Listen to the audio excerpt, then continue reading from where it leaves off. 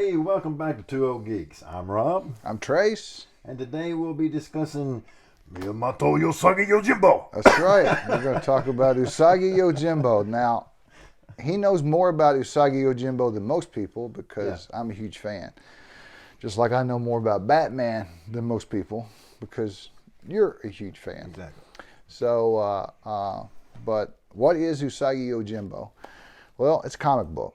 It's about 35, no, actually a little older than 35 years old. And it follows the adventures of Usagi Miyamoto, named after Miyamoto Musashi, which is the greatest swordsman in all of Japan, arguably. And so Usagi, let me move my cup here. Usagi, he travels 17th century Edo, Japan. He's a Ronin, which means he's a masterless samurai. His lord or master died.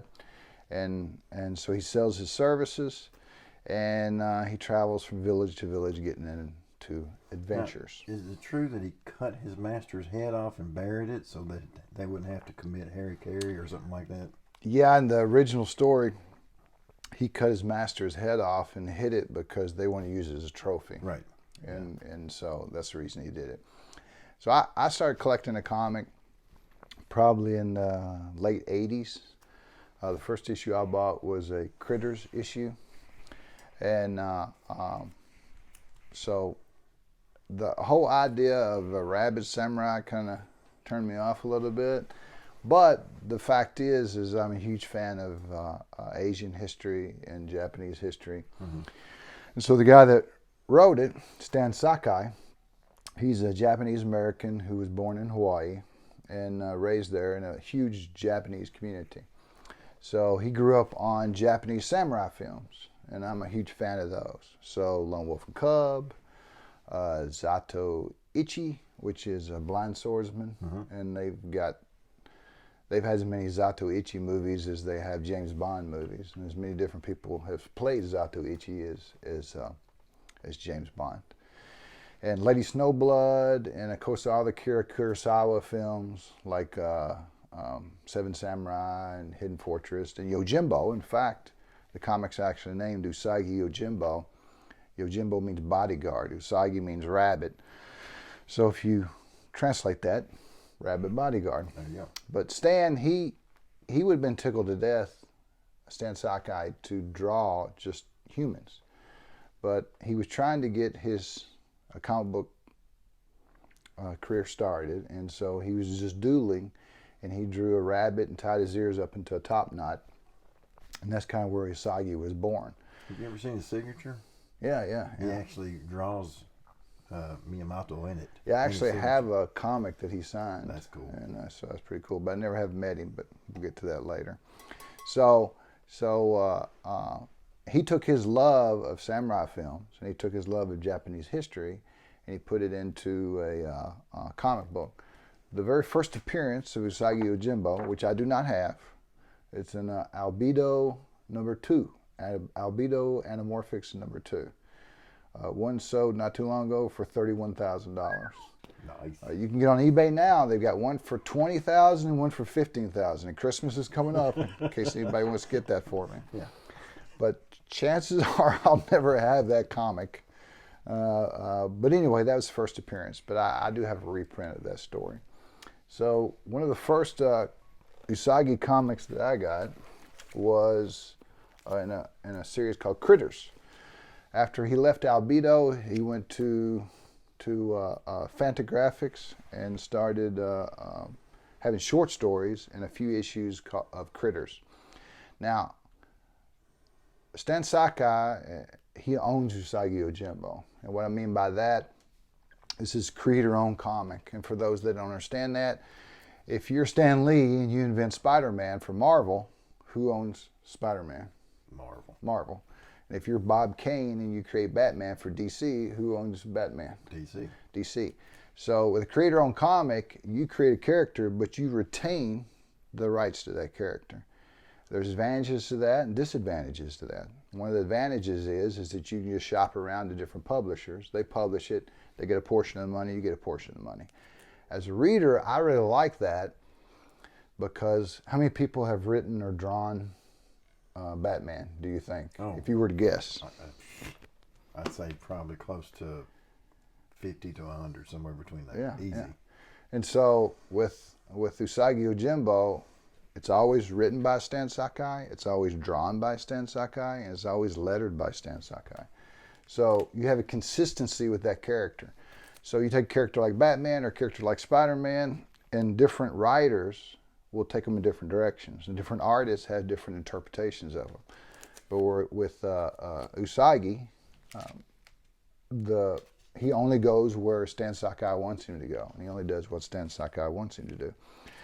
So he's so popular, and Fantagraphics, they eventually got his own comic. So the very first Usagi #1, I've had this one for years and years. It's probably about $400, worth about $400 now. And I give $2 for it. So that's a pretty good investment. Yeah.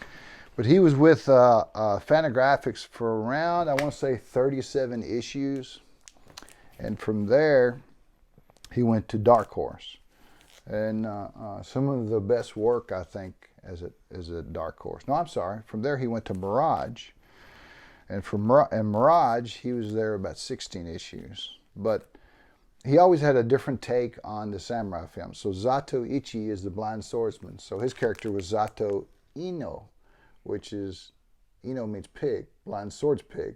So that's what he had. Oh, all right. And Usagi's an anamorphic comic, so all the characters are animals inside there. Why does the pig have the... He lost his nose in a battle. Okay. Yeah, you have to read the book. Instead of lone wolf and cub, you have lone goat and kid. Mm. So isn't that cool? Because baby goats call it kid. So yeah, right. Yeah, that's cool. Yeah.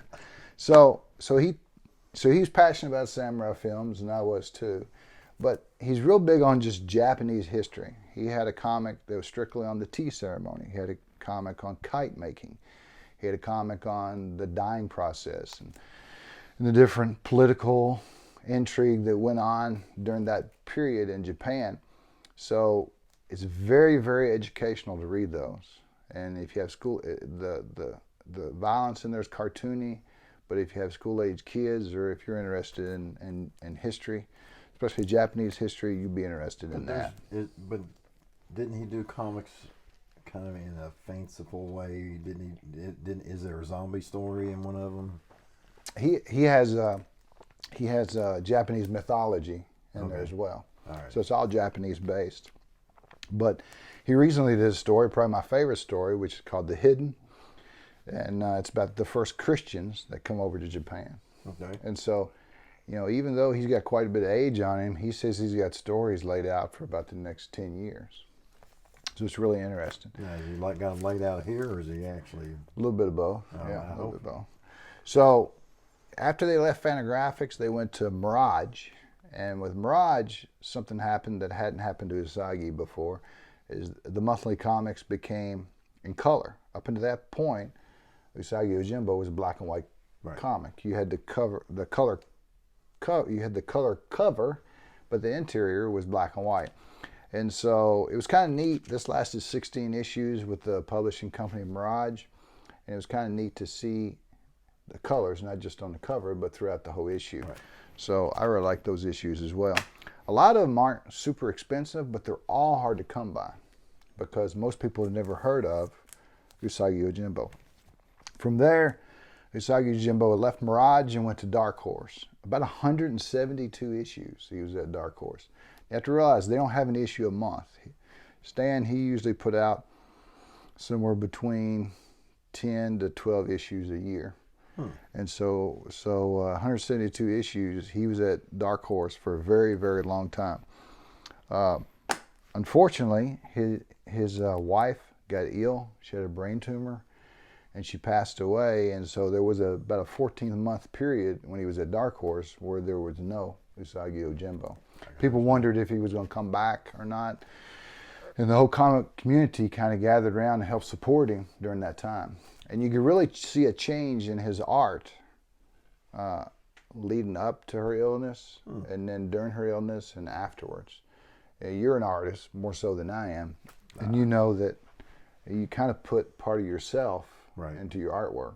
So if you're happy, it shows, and if you're sad, it shows. And so as a reader, you know, seeing his art change and everything, and knowing what he was going through, it was kind of hard. But Usagi Yojimbo is the only comic that I've ever written to. Oh, really? Yeah, and so it was in issue 132 of the Dark Horse series. And so it's the only comic I've ever written to, and they published my letter. Oh, you're kidding? No. So that was, what year was that? That was some year. It's in here somewhere, but I won't bother you with it.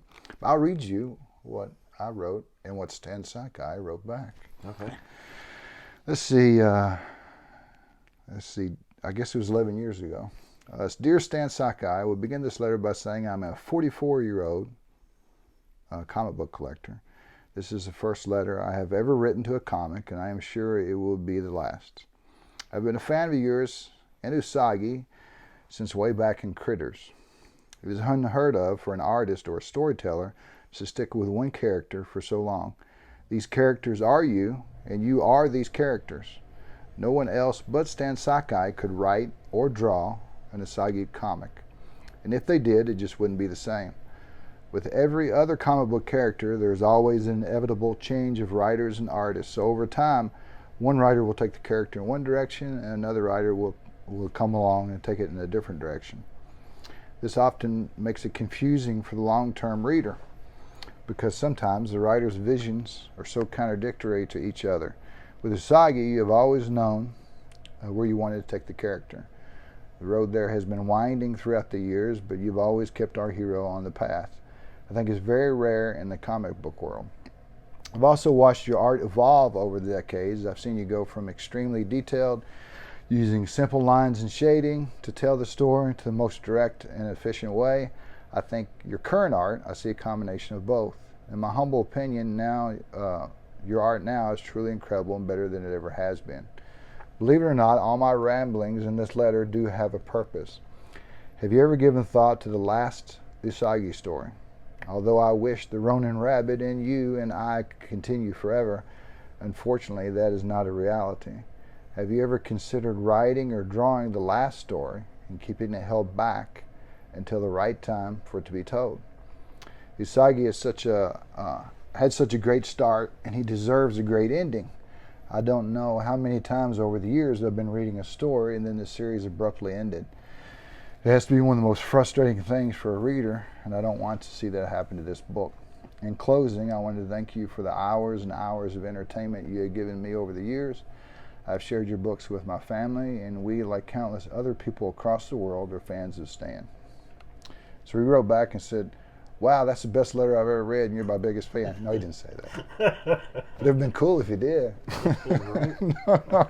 He wrote back and said, Usagi was created as part of the Nilsen Ground Thumper epic. In it, he would have died a glorious death at the head of an army. However, the entire story was scrapped after Usagi's first appearance in Albedo #2. I've decided to concentrate on the adventure of Usagi rather than Nilsen, his European counterpart. Now I think I would rather have the final Usagi story be much smaller, more intimate. Perhaps it would revolve around saving a village or a single child rather than at the head of a great army. Or maybe, like the real Musashi, Usagi would retire to a cave to live the life of a hermit in contemplation and writing. So anyway, that is cool. Yeah, I'd love to meet the guy, but he doesn't really come down toward Kentucky, and I don't really go up toward California very often. Right. So chances of us crossing slim to none. But hey, you never know, right? Right. So let's see. So after Dark Horse, he's recently gone to IDW. That's who publishing Usagi comics now. And they're gone back to color. IDW said they would publish them, but they wanted them in color. They've actually been going back to the old black and white comics and republishing those in color. Huh. And I have to give props to Tom Luth, who's done most of the artwork, most of the colors inside the comics. Mm-hmm. He recently retired, so he doesn't color Usagi comics anymore, but he's kind of been with Stan since the very, very beginning. So anyway, now you know more about Usagi Yojimbo than than most people. Oh, Oh my goodness. Oh well, it's not fair. And but let's talk about some of the things that we have here. Number one, you bought me this about 17 years ago. A while back. And I was actually going to give that away. And now I looked up how much they're worth now. It's like $150, and I decided to keep it. So, sorry. but your daughters, Mary Tess and Brenda, got this for me a few years ago. And they bought it with their own money. And that's special, you know, when your nieces buy you something like that. So they knew how much their Uncle Tracy liked Usagi Yojimbo. And then this little figure here I made not too long ago. I took a PVC figure that was done really poorly. It looked like an Easter bunny wearing a samurai outfit. And so I repainted the whole thing and made it more comic accurate. I gave him a hat, repainted the swords, made scabbards, made the base. I like you've done so resculpted the face, tried to make it like Stan Sakai would draw. I gave him this little raincoat that they wore back in the day called a Mino, Japanese coat, made that. And then I sculpted a little Takagi lizard, which he had as a pet in the first few issues, named Spot, and put that on there too. So I liked it. No, it's sharp. So we're going to have an Usagi themed giveaway. Before we do, we want to announce the winner of the last giveaway in our Mandalorian video, and that was, do you want to announce it? Damon Bogus. Damon Bogus. Okay, so we'll get your address and send it off to you, and you should be snuggling with that by the time Christmas gets here, right? Yeah, that'd be awesome. So what we're going to give away today is a trade paperback of Usagi that collects the first few issues of IDW since they've been publishing them. So they're in color, and his stories are episodic. So if you want to be the completist and read them all, you can, but you can really jump in on any Usagi story and pick it up. Yeah. So if you're interested in this, if you leave a comment down below, you'll be entered into you have to be a subscriber, you leave a comment, and we'll announce that in the next video. And I feel like I've done all the talking here. Oh, that's fine. Okay. Is there anything you want to say about Usagi?